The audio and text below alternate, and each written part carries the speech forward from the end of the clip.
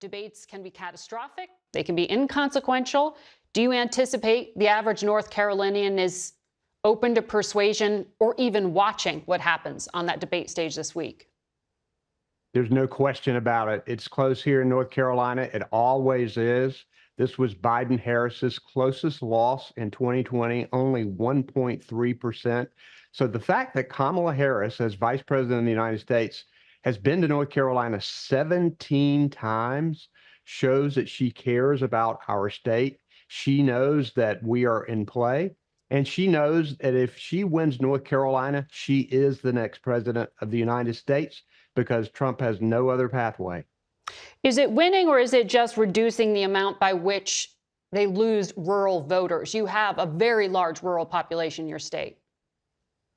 And, things that the Biden Harris administration has done has helped our rural population. I've been able to expand Medicaid here in North Carolina. That's helped working rural North Carolinians. We're getting high-speed internet all across our state.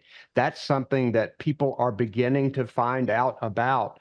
And she's got a plan. She's got a plan to lower costs for North Carolinians, particularly in this child care arena, drug pricing.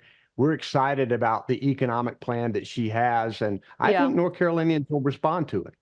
Well, I want to ask you more about some of that because our latest CBS polling shows it is a very, very tight race, and it is the issue of economy and inflation that is weighing the most on voters. So Well, I think that same poll, Margaret, said that people had more trust in Kamala Harris to help the middle class. And as she spends time getting out her economic plan of shifting the tax burden here, we need to make sure that billionaires and corporations pay their fair share and that everyday people and small businesses get the tax benefits.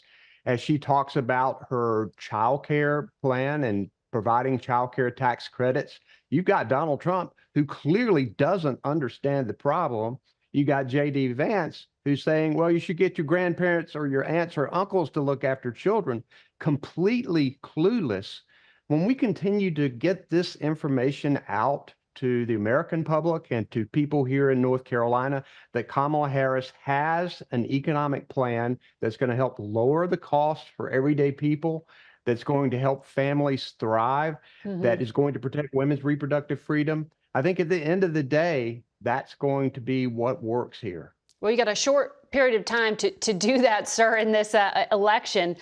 One of the things that we did hear about from the vice president this past week was her endorsement of a less dramatic increase in the capital gains tax rate than what Joe Biden had proposed. This is a tax on assets owned for more than a year on households bringing in over $1 million in income. Now, the vice president hasn't said whether she supports Biden's proposal to tax unrealized gains. That's getting a lot of focus from Republicans.